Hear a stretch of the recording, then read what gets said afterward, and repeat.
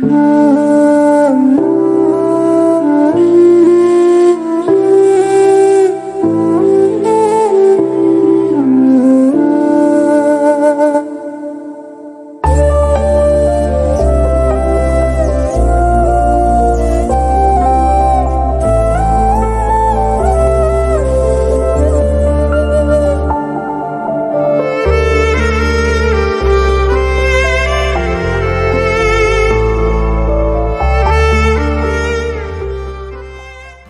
The lord. ಯೇಸು ಕ್ರಿಸ್ತನ ಮಹೋನ್ನತವಾದಂತ ಮಹಿಮೆಯುಳ್ಳ ನಾಮದಲ್ಲಿ ನೀವೆಲ್ಲರಿಗೂ ನಮ್ಮ ಜೀಸಸ್ ಲವ್ಸ್ ಪ್ರೇಯರ್ ಮಿನಿಸ್ಟ್ರೀಸ್ ಮೂಲಕ ವಂದನೆಗಳನ್ನ ಸಲ್ಲಿಸ್ತಾ ಇದ್ದೇನೆ.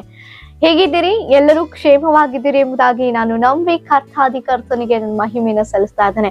ದೇವರು ನೂತನ ದಿನವನ್ನ ಈ ಶುಭ ಮುಂಜಾನೆಯನ್ನು ಒದಗಿಸಿಕೊಟ್ಟು ಆ ಶುಭ ಮುಂಜಾನೆಗೆ ದೇವರ ಜೀವವುಳ್ಳ ವಾಕ್ಯವನ್ನ ಮಾತನ್ನ ಕೇಳಲಿಕ್ಕೆ ದೇವ್ರ ಕೃಪೆ ಮಾಡಿಕೊಟ್ಟಿದ್ದಾರೆ. ಆಮೇನ್. ಎಷ್ಟೋ ಜನರು ಈ ಒಂದು ಸಮಯದಲ್ಲಿ ಈ ಲೋಕವನ್ನ ಬಿಟ್ಟು ಹೋಗಿದ್ದಾರೆ. ವ್ಯರ್ಥವಾಗಿ ಕೂಡ ಈ ಸಮಯವನ್ನ ಕಳೀತಾ ಇರೋರು ಎಷ್ಟೋ ಜನರಿದ್ದಾರೆ. ಅವನ ಮಧ್ಯದಲ್ಲಿ ದೇವರು ನಿನ್ನನ್ನು ಪ್ರೀತಿಸಿದ್ದಾರೆ. ನಿನ್ನನ್ನು, ನಮ್ಮನ್ನೆಲ್ಲರನ್ನ ಪ್ರೀತಿಸಿ ಆತನ ಮಾತನ್ನ ನಾವು ಕೇಳಿಸಿಕೊಳ್ಳುವಂತೆ ದೇವ್ರ ಕೃಪೆ ಮಾಡಿಕೊಟ್ಟಿದ್ದಾರೆ. ಸಮಯಾನುಕೂಲವನ್ನ ಒದಗಿಸಿಕೊಟ್ಟಿದ್ದಾರೆ. ಆಮೇನ್. ಅದಕ್ಕಾಗಿ ನಾನು ದೇವಾದಿ ದೇವರಿಗೆ ಮಹಿಮೆಯನ್ನು ಸಲ್ಲಿಸುವಳಾಗಿದ್ದೇನೆ. ದೇವರಿಗೆ ಸ್ತೋತ್ರ. ಹಾಗಿದ್ರೆ ಈ ದಿನ ನಮ್ಮನ್ನು ಪ್ರೀತಿಸಿ ದೇವರು ಏರ್ಪಡಿಸಿಕೊಟ್ಟಂತ ವಾಗ್ದಾನ ವಾಕ್ಯವನ್ನು ನಾವು ಧ್ಯಾನಿಸೋಣ. ಜ್ಞಾನೋಕ್ತಿಗಳು 8ನೇ ಅಧ್ಯಾಯ 32ನೇ ವಚನ. ನನ್ನ ಮಾರ್ಗಗಳನ್ನು ಅನುಸರಿಸುವವರು ಧನ್ಯರೇ ಸರಿ. ಆಮೇನ್. ದೇವರಿಗೆ ಸ್ತೋತ್ರ. ಈ ಲೋಕದಲ್ಲಿ ಅನೇಕ ಮಾರ್ಗಗಳುಂಟು. ಸಂಪಾದನೆ ಮಾಡ್ಲಿಕ್ಕೆ ಒಂದು ಮಾರ್ಗ, ಆಸ್ತಿಗಳ ಹೆಚ್ಚಿಸಿಕೊಳ್ಳಿಕ್ಕೆ ಒಂದು ಮಾರ್ಗ, ಆರೋಗ್ಯಕ್ಕಾಗೋ ಒಂದು ಮಾರ್ಗ, ಹೌದಲ್ವಾ? ಆದರೆ ಎಲ್ಲಾ ಮಾರ್ಗಗಳಿಗಿಂತ ಮಾರ್ಗವಾದಾತನ ಮಾರ್ಗವನ್ನ ಅನುಸರಿಸುವಂಥದ್ದು ಧನ್ಯತೆ. ನನ್ನ ದೇವರು ಹೇಳ್ತಾ ಇದ್ದಾರೆ, ನಾನೇ ಮಾರ್ಗವೂ ಸತ್ಯವೂ ಜೀವವೂ ಆಗಿದ್ದೇನೆ ಎಂಬುದಾಗಿ. ಆಮೇಲೆ ಆತನ ಮಾರ್ಗವನ್ನ ಅನುಸರಿಸುವವರು ಈ ಲೋಕದಲ್ಲಿ ಸ್ವಲ್ಪ ಜನರು ಮಾತ್ರವೇ. ಆ ಸ್ವಲ್ಪ ಜನರಲ್ಲಿ ನೀನು ನಾವು ಒಬ್ಬರಾಗಬೇಕು.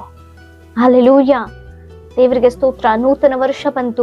ನೂತನ ವರ್ಷದಲ್ಲಿ ನೂತನ ತೀರ್ಮಾನಗಳನ್ನ ತೆಗೆದುಕೊಂಡಿರ್ತೇವೆ. ಅನೇಕರು ಅನೇಕ ರೀತಿಯ ಮಾರ್ಗಗಳನ್ನ ಆರಿಸಿಕೊಂಡಿರ್ತಾರೆ. ನಾನು ಹೀಗೆ ಸಂಪಾದನೆ ಮಾಡಬೇಕು, ಹೀಗಿರಬೇಕು, ಈ ವರ್ಷ ಇಷ್ಟೆಲ್ಲ ಕೆಲಸಗಳನ್ನ ಮಾಡಬೇಕು ಅಂತೆಲ್ಲ ತೀರ್ಮಾನಗಳನ್ನ ತೆಗೆದುಕೊಂಡಿರ್ತಾರೆ. ಹೀಗೆ ನಮ್ಮ ಸ್ನೇಹಿತರು ಕೆಲವೊಬ್ರು ನಾವು ನಿಂತು ಮಾತನಾಡುವಾಗ ಅವರವರ ಒಂದು ಆಲೋಚನೆ ಹೇಳಿದ್ರು, ಈ ವರ್ಷ ಏನ್ ತೀರ್ಮಾನ ತೆಗೆದುಕೊಂಡಿದ್ಯಾ? ಹಾಗೆ ಕೆಲವರು ಹೇಳಿದ್ರು, ನಾನು ನನ್ನ ಆರೋಗ್ಯದ ಪರವಾಗಿ ಹೆಚ್ಚು ಕಾನ್ಸಂಟ್ರೇಟ್ ಮಾಡಬೇಕು, ಸೊ ನನ್ನ ಆರೋಗ್ಯವನ್ನು ನಾನು ಕಾಪಾಡಿಕೊಳ್ಳುವಂತ ಒಂದು ಆಲೋಚನೆಯಲ್ಲಿ ನಾನು ಇದ್ದೀನಿ, ಒಳ್ಳೆ ಹೆಲ್ದಿ ಆಗಿರ್ಬೇಕು ಅಂತ ಕೆಲವೊಬ್ರು ಹೇಳಿದ್ರು. ಕೆಲವೊಬ್ರು ನಾನು ಏನು ತೀರ್ಮಾನನೇ ತೆಗೆದುಕೊಂಡಿಲ್ಲ ಅಂತ ಕೆಲವೊಬ್ರು ಹೇಳಿದ್ರು. ಮೊದಲು ರಾಜ್ಯಕ್ಕಾಗಿ, ನೀತಿಗಾಗಿ ನಾವು ಎದುರು ನೋಡ್ಬೇಕು, ತವಕ ಪಡಬೇಕಂತೆ. ನಾನು ಹೇಳ್ದೆ, ದೇವರ ನಿಜ ಪ್ರೀತಿಯನ್ನ ನಾನು ಸಾರ್ಲಿಕ್ಕೆ ಅನೇಕ ಸ್ಥಳಗಳನ್ನ ನಾನು ಪ್ರಯಾಣ ಮಾಡಬೇಕು. ದೇವರಲ್ಲಿ ಇನ್ನೂ ಬಲವಾಗಿ ನಾನು ನಿಂತ್ಕೊಳ್ಬೇಕು. ಆತನ ಪಾತ್ರೆಯಾಗಿ ನಾನು ಬಲವಾಗಿ ಉಪಯೋಗಿಸಲ್ಪಡ್ಬೇಕು ಆತನಿಗೋಸ್ಕರ ಎಂಬುದಾಗಿ. ಹಲ್ಲೆಲೂಯಾ. ಎಸ್, ಆತನ ಮಾರ್ಗವನ್ನ ಅನುಸರಿಸುವವರು ಧನ್ಯರಾಗಿದ್ದಾರಂತೆ.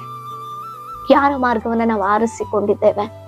ಎಂತಹ ನಿರ್ಧಾರವನ್ನ ಈ ನೂತನ ವರ್ಷದಲ್ಲಿ ನಾವು ತೆಗೆದುಕೊಂಡಿದ್ದೇವೆ?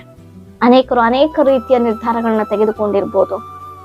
ನೀನು ನಿಜ ಪ್ರೀತಿಯನ್ನ ಅರಿತಂತ ನೀನು, ದೇವರನ್ನ ರುಚಿ ನೋಡಿ ಅರಿತುಕೊಂಡಂತ ನೀನು ಯಾವ ಮಾರ್ಗವನ್ನ ಆರಿಸಿಕೊಂಡಿದ್ಯಾ? ದೇವರ ಮಾರ್ಗ ಒಳ್ಳೆಯದು. ಅದು ನಮ್ಮನ್ನ ನಿತ್ಯ ಜೀವಕ್ಕೆ ನಡೆಸುವಂಥದ್ದು. ಅದು ನಮ್ಮನ್ನ ಸರಿಪಡಿಸಿ ನಡೆಸುವಂಥದ್ದು. ತಪ್ಪಿ ಹೋದಲ್ಲಿ ಶಿಕ್ಷಿಸಿ ಬುದ್ಧಿ ಕಲಿಸಿ ಸರಿಯಾದ ಮಾರ್ಗದಲ್ಲಿ ನಮ್ಮನ್ನ ನಡೆಸುವಂತಾಗಿದೆ.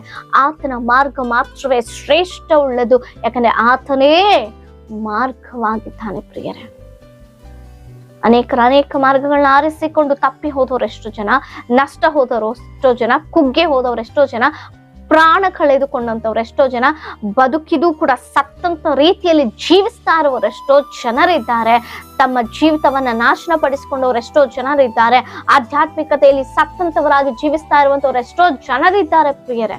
ಆ ಜನರಲ್ಲಿ ನಾವೇನಾದ್ರು ಇದ್ದೀವಾ? ಒಂದು ಬಾರಿ ಆಲೋಚನೆ ಮಾಡೋಣ. ನೀವೇನಾದ್ರು ಇದ್ದೀರಾ? ಯಾವ ಮಾರ್ಗವನ್ನು ಆರಿಸಿಕೊಂಡು ಈ ಕಳೆದ ವರ್ಷವೆಲ್ಲ ಅದೇ ಮಾರ್ಗದಲ್ಲಿ ನಡೆದು ಇನ್ನೂ ಕೂಡ ಅದೇ ಸ್ಥಿತಿಯಲ್ಲಿ ಇದ್ದೇ ಹೋದಾದ್ರೆ, ದೇವರು ಹೇಳ್ತಾ ಇದ್ದಾರೆ ಮುಂಜಾನೆ ಆತನ ಮಾರ್ಗವನ್ನ ನಾವು ಅನುಸರಿಸುವರಾಗಬೇಕು. ಹೇಳುವಂಥದ್ದು ಮಾತ್ರವೇ ಅಲ್ಲ, ಅಯ್ಯೋ ನಾನು ದೇವರಲ್ಲಿ ಇರ್ತೇನೆ, ಈ ವರ್ಷ ಪ್ರಾರ್ಥನೆ ಮಾಡ್ತೇನೆ, ಹೆಚ್ಚು ಸೇವೆ ಮಾಡ್ತೇನೆ ಎಂಬುದಾಗಿ, ಹೆಚ್ಚು ಅನೇಕರಿಗೆ ನಾನು ಸುವಾರ್ತೆ ಸಾರ್ತೇನೆ ಎಂಬುದಾಗಿ ನಾವು ಅಂದುಕೊಂಡಿರ್ಬೋದು. ಆದ್ರೆ ಹೇಳಿದ ಮಾತಿನ ಪ್ರಕಾರ ನಾವೆಲ್ಲರೂ ನಡೆದುಕೊಳ್ಳುವಂತೆ ಪ್ರಯಾಸವೂ ಕೂಡ ಪಡಬೇಕು. ಕ್ರಿಯೆಗಳಿಲ್ಲದ ಜೀವಿತ ಸತ್ತ ರೀತಿಯಾಗಿ ಎಂಬುದಾಗಿ ದೇವರು, ಮೃತ್ಯು ರೀತಿಯಾಗಿ ಎಂಬುದಾಗಿ ದೇವರು ಹೇಳ್ತಿದ್ದಾರೆ. ಆ ಒಂದು ಕ್ರಿಯೆ ನಮ್ಮಲ್ಲಿ ಬರಬೇಕು ಪ್ರಿಯರೇ. ಆತರ ಮಾರ್ಗವನ್ನು ಅನುಸರಿಸಿ ಎಲ್ಲೂ ಕೂಡ ಧೈರ್ಯಗೆಟ್ಟು ಹೋಗಿಲ್ಲ, ಎಲ್ಲೂ ಕೂಡ ನಿರುತ್ಸಾಹ ಹೊಂದಿಕೊಂಡಿಲ್ಲ, ಎಲ್ಲೂ ಕೂಡ ಅನಾಥರಾಗಿ ಹೋಗಿಲ್ಲ, ಎಲ್ಲೂ ಕೂಡ ಯಾರು ಕೂಡ ದೇವರ ಮಾರ್ಗವನ್ನು ಅನುಸರಿಸಿ ಯಾರು ಕೂಡ ನಷ್ಟ ಹೊಂದಿಲ್ಲ. ಆಮೇನ್. ಬೇರೆ ಬೇರೆ ಮಾರ್ಗಗಳನ್ನ ಆರಿಸಿಕೊಂಡಂತವ್ರು ನಷ್ಟಪಟ್ಟಿದ್ದಾರೆ, ಇನ್ನೂ ಕೂಡ ಅದರಿಂದ ಹೊರಬರ್ಲಿಕ್ಕೆ ಆಗದಂತೆ ಕುಗ್ಗಿ ಹೋಗಿದ್ದಾರೆ, ಅನಾರೋಗ್ಯ ಸ್ಥಿತಿಗೆ ಹೋಗಿದ್ದಾರೆ, ಕ್ಷೀಣಿಸಿ ಹೋಗಿದ್ದಾರೆ, ಕೆಲವೊಬ್ಬರಾದ್ರೆ ಪ್ರಾಣವನ್ನೇ ಬಿಟ್ಟಿದ್ದಾರೆ. ಆದ್ರೆ ನಾನು ನೀವು ದೇವರ ಮಾರ್ಗವನ್ನು ಆರಿಸಿಕೊಳ್ಳೋದಾದ್ರೆ, ದೇವರ ನೀತಿ ಮಾರ್ಗದಲ್ಲಿ ನಡೆಯೋದೇ ಆದ್ರೆ, ಆತನ ಸತ್ಯವಾದಂತ ನಿತ್ಯವಾದಂತ ನಿತ್ಯ ರಾಜ್ಯದ ಮಾರ್ಗದಲ್ಲಿ ಹಾದಿಯಲ್ಲಿ ನಾವು ಸಾಗೋದೇ ಆದ್ರೆ, ಕಷ್ಟಗಳು ಬಂದರು, ನಷ್ಟಗಳು ಬಂದರು, ಏನೇ ಬಂದರು ಅದಕ್ಕೆ ಆಟಂಕವಾಗಿ ನಾವು ಆ ಮಾರ್ಗವನ್ನು ಅನುಸರಿಸಬಾರ್ದು, ನಾವು ಆ ಮಾರ್ಗದಲ್ಲಿ ನಡಿಬಾರ್ದು ಅನ್ನುವಂತ ಪರಿಸ್ಥಿತಿಗಳು ನಮ್ಮ ಮಧ್ಯದಲ್ಲಿ ಏರ್ಪಡಬಹುದು. ಶೋಧನೆಗಳ ರೀತಿಯಲ್ಲಿ ಬರಬಹುದು, ಕಷ್ಟಗಳ ರೀತಿಯಲ್ಲಿ ಬರಬಹುದು, ಅನಾರೋಗ್ಯದ ಪರಿಸ್ಥಿತಿಗಳ ರೀತಿಯಲ್ಲಿ ಬರಬಹುದು. ಆದಾಗ್ಯೂ ಕೂಡ ನಾವು ಬಿಡದೆ ಗಟ್ಟಿಯಾಗಿ ಆತನ ಮಾರ್ಗವನ್ನ ಹಿಡಿದು ನನ್ನ ಜೀವವುಳ್ಳ ದೇವರನ್ನ ಅನುಸರಿಸುವಾಗ ಖಂಡಿತವಾಗಿಯೂ ನಾವು ಧನ್ಯರಾಗ್ತೇವೆ. ಲೋಕದಲ್ಲಿರುವವರೆಲ್ಲರಿಗಿಂತಲೂ ಆ ಧನ್ಯತೆ ನಮಗೆ ಸಿಗುತ್ತೆ. ನಮ್ಮ ಬಂಧು ಮಿತ್ರರು, ನೆರೆ ಹೊರೆಯವರು ಎಲ್ಲರ ಮಧ್ಯದಲ್ಲಿ ಆ ಧನ್ಯತೆ ನಮಗೆ ಸಿಗುತ್ತೆ. ಆಮೇನ್. ಅದಕ್ಕಾಗಿ ಆತನ ಮಾರ್ಗವನ್ನ ಅನುಸರಿಸುವ ಮಕ್ಕಳಾಗಿ ನಾವು ಜೀವಿಸಲಿಕ್ಕೆ ಪ್ರಯತ್ನವನ್ನ ಪಡೋಣ. ಆತನ ಮಾರ್ಗ ಏನೆಂಬುದಾಗಿ ಮೊದಲು ನನ್ನ ಜೀವವುಳ್ಳ ದೇವರ ಬಳಿಗೆ ಬಂದು ಕೇಳೋಣ. ಅಪ್ಪ, ನಿನ್ನ ಮಾರ್ಗ ಏನು? ನಿನ್ನ ಮಾರ್ಗದಲ್ಲಿ ನನ್ನ ನಡೆಸು ಸ್ವಾಮಿ. ಅನೇಕ ಮಾರ್ಗಗಳಲ್ಲಿ ನಾನು ನಡೆದಿದ್ದೇನೆ, ನಷ್ಟ ಹೋಗಿದ್ದೇನೆ, ನಿನ್ನ ಮಾರ್ಗದಲ್ಲಿ ನನ್ನ ನಡೆಸಪ್ಪ ಎಂಬುದಾಗಿ ಕೇಳುವ ಖಂಡಿತವಾಗಿಯೂ ದೇವರು ಅದಕ್ಕೆ ಜ್ಞಾನವನ್ನು ಒದಗಿಸಿಕೊಟ್ಟು ಆ ಮಾರ್ಗದಲ್ಲಿ ನಡೆಸಲಿಕ್ಕೆ ದೇವರು ಕೃಪೆ ಮಾಡಿಕೊಡ್ತಾರೆ. ಆ ಮಾರ್ಗವನ್ನ ಅನುಸರಿಸಿ ನಡೆಯುವ ಮೂಲಕ ಆ ಧನ್ಯತೆಯನ್ನು ಹೊಂದಿಕೊಳ್ತೇವೆ.